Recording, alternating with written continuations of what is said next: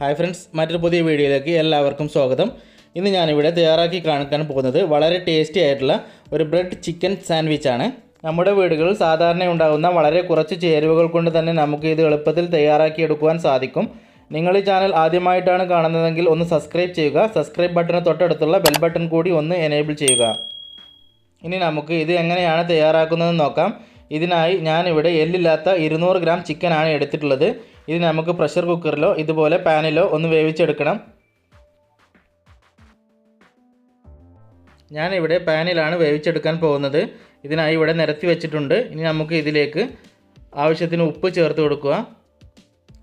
1 teaspoon കുരുമുളക് കൂടി ചേർത്ത് കൊടുക്കുക. അതിനുശേഷം ഒരു ബേ ലീഫ് ചേർത്ത് കൊടുക്കുക. അതിനുശേഷം 1 ടീസ്പൂൺ ഇഞ്ചി വെളുത്തുള്ളി പേസ്റ്റ് ചേർത്ത് കൊടുക്കുക.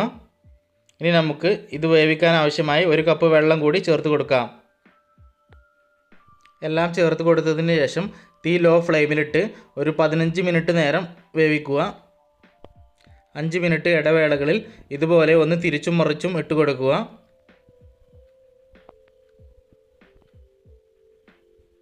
ഇപ്പോൾ ഏകദേശം 15 മിനിറ്റ് ആയിട്ടുണ്ട്.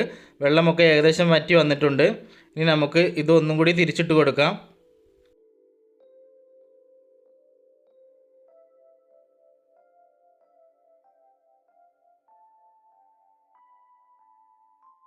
ഇതിൻ്റെയൊക്കെ വെള്ളമൊക്കെ വറ്റിയതിന് ശേഷം ചൂടാറാനായി നമുക്ക് ഇതൊരു വേറെ പാത്രത്തിലേക്ക് മാറ്റാം. ഇപ്പോൾ ചിക്കൻ ചൂടാറി നന്നായി വെന്ത് വന്നിട്ടുണ്ട്. ഇനി നമുക്ക് ഇത് കൈകൊണ്ടോ ഫോർക്ക് കൊണ്ടോ അല്ലെങ്കിൽ മിക്സിയുടെ ചെറിയ ജാറിലിട്ടോ ഒന്ന് കറക്കിയെടുത്ത് ഇതുപോലെ ഒന്ന് പിച്ചിയെടുക്കുക.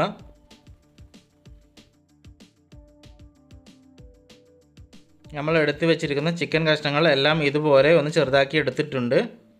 ഇനി നമുക്ക് ഒരു പാനിലേക്ക് കുറച്ച് എണ്ണ ഒഴിക്കുക. അതിലേക്ക് ഒരു 1/2 ടീസ്പൂൺ ഇഞ്ചി വെളുത്തുള്ളി പേസ്റ്റ് ചേർത്ത് കൊടുക്കുക. ഇതിൻ്റെ പച്ചമണം ഒന്ന് പോയതിന് ശേഷം ഇതിലേക്ക് ഒരു വലിയ ഉള്ളി ചെറുതായി അരിഞ്ഞത് ചേർത്ത് കൊടുക്കുക.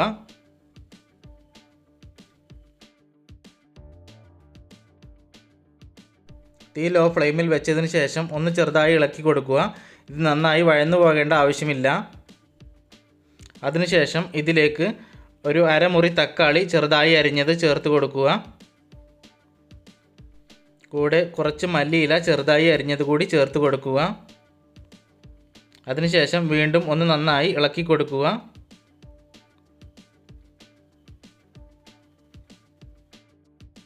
ഇത് നന്നായി ഇളക്കി കൊടുത്തതിന് ശേഷം ഇനി നമുക്ക് ഇതിലേക്ക് കുറച്ച് ഉപ്പ് ചേർത്ത് കൊടുക്കുക.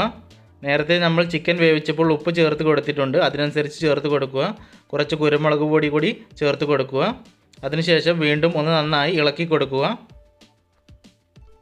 ഇനി നമുക്ക് നേരത്തെ തയ്യാറാക്കി വെച്ച ചിക്കൻ ഇതിലേക്ക് ചേർത്ത് കൊടുക്കുക.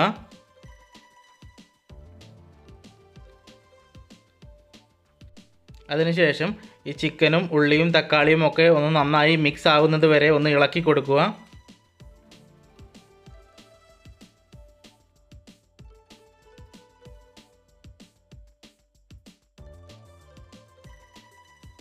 നന്നായി മിക്സ് ചെയ്ത ശേഷം ഇനി നമുക്ക് ഇതൊരു വേറെ പാത്രത്തിലേക്ക് മാറ്റാം. ഇനി നമുക്ക് ഇതിലേക്ക് 2 teaspoon mayonnaise, 2 teaspoon tomato sauce എന്നിവ ചേർത്ത് കൊടുക്കുക. ഈ സോസൊക്കെ ചേർക്കുന്നത് നിങ്ങളുടെ ടേസ്റ്റിനനുസരിച്ച് കൂട്ടുകയോ കുറയ്ക്കുകയോ ചെയ്യാവുന്നതാണ്. അതിനുശേഷം സോസും ഈ ചിക്കൻ പീസുകളെല്ലാം ഒന്ന് നന്നായി മിക്സ് ചെയ്തെടുക്കുക.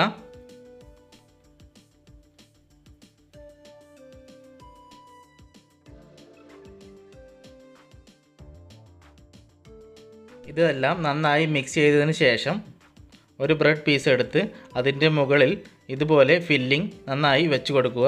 കുറച്ച് കനത്തിൽ തന്നെ വെച്ച് കൊടുക്കുക.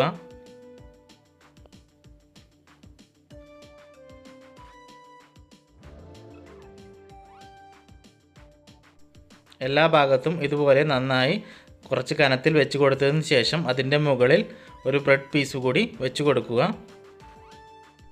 ഇനി നമുക്ക് വേറെ ഒന്നുകൂടി ഇതുപോലെ ഒന്ന് റെഡിയാക്കി എടുക്കുക.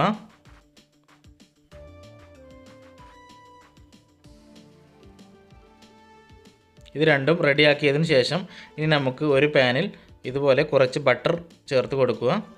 ബട്ടർ ഒന്ന് മെൽറ്റായതിനു ശേഷം നമ്മൾ തയ്യാറാക്കി വെച്ച ബ്രെഡുകൾ ഇതുപോലെ ഒന്ന് വെച്ച് കൊടുക്കുക. തീ എപ്പോഴും ലോ ഫ്ലെയിമിൽ തന്നെ വെക്കുക, അല്ലെങ്കിൽ പെട്ടെന്ന് ബ്രെഡ് കരിഞ്ഞു പോകും. ഒന്ന് ചൂടായി വന്നതിന് ശേഷം ഒന്ന് തിരിച്ചിട്ട് കൊടുക്കുക.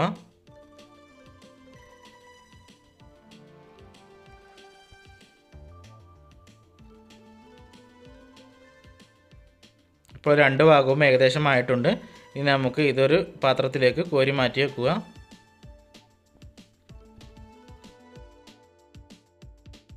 ഇനി നമുക്ക് ഇതുപോലെ കോണായി ഒന്ന് കട്ട് ചെയ്തെടുക്കുക. ഇപ്പോൾ നമ്മുടെ ചിക്കൻ ബ്രെഡ് സാൻഡ്വിച്ച് ഇവിടെ റെഡി ആയിട്ടുണ്ട്. എല്ലാവരും ചെയ്ത് നോക്കണം. ഇത് വളരെ ടേസ്റ്റിയാണ്. കുട്ടികൾക്കും മുതിർന്നവർക്കുമൊക്കെ ഒരുപോലെ ഇഷ്ടമാകും. ഇത് നമുക്ക് ബ്രേക്ക്ഫാസ്റ്റിനും ഡിന്നറിനുമൊക്കെ വളരെ രുചികരമായി കഴിക്കാവുന്നതാണ്. നിങ്ങളുടെ അഭിപ്രായങ്ങളും നിർദ്ദേശങ്ങളും കമൻറ്റ് ചെയ്യുക. നിങ്ങൾ ഈ ചാനൽ ആദ്യമായിട്ടാണ് കാണുന്നതെങ്കിൽ ഒന്ന് സബ്സ്ക്രൈബ് ചെയ്യുക. സബ്സ്ക്രൈബ് ബട്ടന് തൊട്ടടുത്തുള്ള ബെൽ ബട്ടൺ കൂടി ഒന്ന് എനേബിൾ ചെയ്യുക. എന്നാൽ മാത്രമാണ് ഞങ്ങൾ പോസ്റ്റ് ചെയ്യുന്ന വീഡിയോകൾ നിങ്ങൾക്ക് അപ്പോൾ തന്നെ നോട്ടിഫിക്കേഷൻ വരികയുള്ളൂ.